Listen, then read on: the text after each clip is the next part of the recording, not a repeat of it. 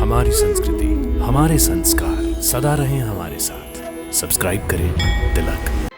ऋषि श्रेष्ठ, कैदू को छल और बल के साथ उठाकर यहाँ लाया गया है। वो रानी है, असुरों की लाज है वो, और आपने उसे अपने आश्रम में आश्रय देकर मुझे चुनौती देने का साहस किया है। आप कैदू को मेरे हवाले कर दीजिए। नहीं गुरु शुक्राचार्य, यह असंभव है। आप भूल गए होंगे, परंतु मुझे ऋषियों और मुनियों की परंपरा भली भांति याद है। जिस किसी को वो अपनी शरण में और सुरक्षा में लेते हैं, उसे संकट में नहीं छोड़ते। कयाधु मेरे साथ ही रहेगी। होश में आओ अलहद, होश में आओ, होश में आओ अलहद। देख लिया महारानी, मेरी अवज्ञा करने का परिणाम। देवताओं ने रानी कयाधु का हरण करके उसे मधुचंदा ऋषि के आश्रम में पहुंचा दिया है, जहां कोई असुर नहीं पहुंच सकता। अब क्या होगा गुरुदेव? अब तो केवल अनर्थ होगा महारानी, केवल अनर्थ। प्रहलाद का जन्म, जिसे मैंने असंभव बना दिया था, उसे तुमने संभव बना दिया। नहीं नहीं गुरुदेव, ऐसा न कहिए। यदि ऐसा अनर्थ हो जाएगा तो असुरेश्वर हमें कभी क्षमा नहीं करेंगे। ये तो तुम्हें उस समय सोचना चाहिए था महारानी, जब रानी कैदु का गर्भ नष्ट करते समय तुमने दया से काम लिया था। उस समय तो रानी कैदु के प्रति तुम्हारे दिल में बड़ा प्यार उमड़ा था ना।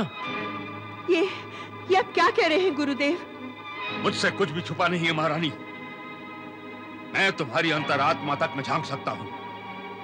यदि उस समय तुमने रानी कैदु का गर्भ नष्ट कर दिया होता तो आज स्थिति इतनी गंभीर नहीं होती। मुझे क्षमा कर दीजिए गुरुदेव, मुझे क्षमा कर दीजिए। मुझसे भूल हो गई है। आप चाहें तो मुझे मृत्यु दंड दीजिए ना, परंतु होने वाले इस अनर्थ से असुर कुल को बचा लीजिए गुरुदेव। अब गुरुदेव, केवल आप ही असुर लोक को इस संकट से निकाल सकते हैं। आप स्वाधिष्ठान यज्ञ फिर से कीजिए और उससे प्राप्त तपोबल से आप देवताओं के षड्यंत्र को नष्ट कर दीजिए। नहीं महारानी, नहीं, अब यह असंभव है, असंभव। क्योंकि ऐसा यज्ञ अनुष्ठान बार बार नहीं किया जाता, बल्कि एक युग में केवल एक बार किया जाता है। इसी का लाभ उठाकर देवेंद्र ने मेरा यज्ञ भंग कर दिया। तो फिर आप देवताओं की इस चाल का उत्तर कैसे देंगे आप? महारानी सुमुखी, एक यज्ञ के नष्ट होने से शुक्राचार्य का तपोबल शून्य नहीं हो गया है। मेरे पास अब भी शक्तियों का वो भंडार है जिसका उत्तर देवताओं के पास छल के अतिरिक्त और कुछ भी नहीं है। मेरी शक्तियों से भयभीत होकर ही उन्होंने रानी कयाधु का हरण किया। मेरे प्रकोप से बचाने के लिए उन्होंने मधुचंदा ऋषि का सहारा लिया, परंतु मैं शुक्राचार्य उनके इस षड्यंत्र को कभी सफल नहीं होने दूंगा, कदापि नहीं। मैं भी तो देखूं कि मधुचंदा ऋषि वस्तु क्या है।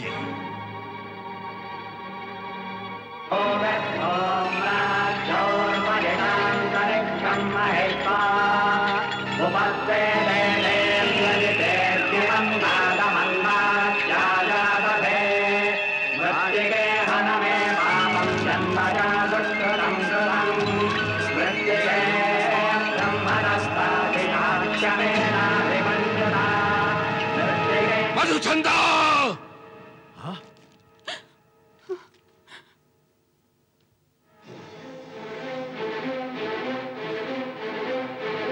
मधुचंदा!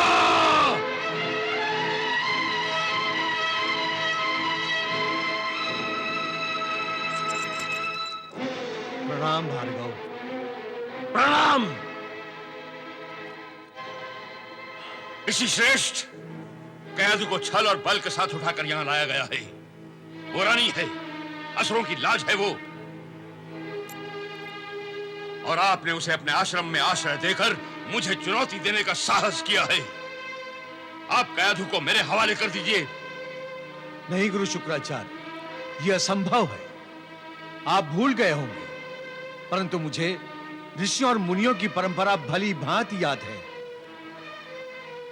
जिस किसी को वो अपनी शरण में और सुरक्षा में लेते हैं, उसे संकट में नहीं छोड़ते। कयाधु मेरे साथ ही रहेगी। गुरुश्रेष्ठ, कयाधु शरणागत नहीं है, इसका अपहरण हुआ है, इसलिए इसे चुपचाप मेरे हवाले कर दीजिए। मैंने कहा ना भार्गव कि यह असंभव है। मैं ऋषियों की परंपरा को नहीं तोड़ सकता। क्या ऋषि श्रेष्ठ, आप मेरी क्रोधाग्नि में अपमान का घी मत छिड़किए, वरना मैं आपके इस आश्रम को क्रोधाग्नि से जलाकर भस्म कर दूंगा। भार्गव, आप जैसा परम ज्ञानी जब क्रोध और अहंकार के कारण विवेक शून्य हो जाता है तो मुझे हंसी आती है। अरे जिस आश्रम में स्वयं अग्नि प्रहरी बनकर पहरा दे रही हो, उसे आप कैसे भस्म करेंगे? इसका अर्थ यह हुआ कि आप कयाधु को असुरों के हवाले नहीं करेंगे। अवश्य करूंगा भार्गव, अवश्य करूंगा। मैं कयाधु को भी असुरों के हवाले करूंगा और कयाधु के होने वाले बालक को भी। हाँ भार्गव, कयाधु और उसका होने वाला बालक मेरे पास असुरों की अमानत है, जिसे मैं सुरक्षित रूप में स्वयं असुर लोक लाकर असुरों के हवाले कर दूंगा। ऋषि श्रेष्ठ, इसका अर्थ यह हुआ कयाधु को यहां से ले जाने के लिए मुझे अपनी शक्तियों का प्रयोग करने के लिए विवश होना पड़ेगा।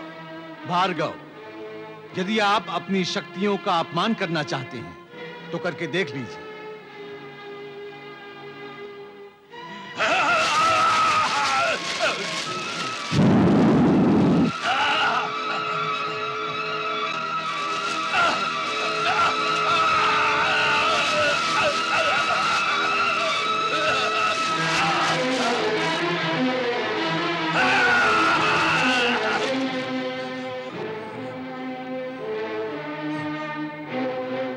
मेरे आश्रम में मेरी इच्छा के विरुद्ध कोई प्रवेश नहीं कर सकता। हाँ, यदि कोई निस्वार्थ निष्कपट सद्भावना से आना चाहे तो ये प्रहरी अग्नि उसे आदर से रास्ता देगी और उसका स्वागत करेगी। गुरुदेव, आप मुझे ले जाने की हट छोड़ दीजिए। कयाधु, तुम्हारे कारण मेरा इतना भयंकर अपमान हो रहा है। तुम्हारा हरण करके देवताओं ने तुम्हारे पति परमेश्वर असुर सम्राट का भी अपमान किया है, फिर भी तुम अपने पति के शत्रुओं का पक्ष ले रही हो। नहीं, नहीं गुरुदेव। तो फिर छोड़ दो ये पापी आश्रम और मेरे साथ असुर लोक चलो। रानी कयाधु, ये मेरा आदेश है। कयाधु, तुम मेरी अवज्ञा कर रही हो। नहीं गुरुदेव, मैं आपके साथ नहीं चलूंगी। कयाधु! हे भार्गव, कयाधु आपके साथ नहीं आना चाहती। ऋषि श्रेष्ठ, इसका परिणाम भयंकर होगा। हाँ, इसका परिणाम भयंकर होगा।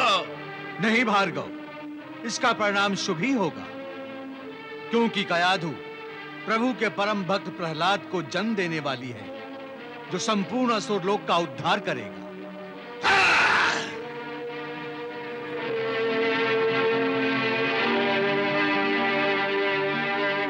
आओ पुत्र।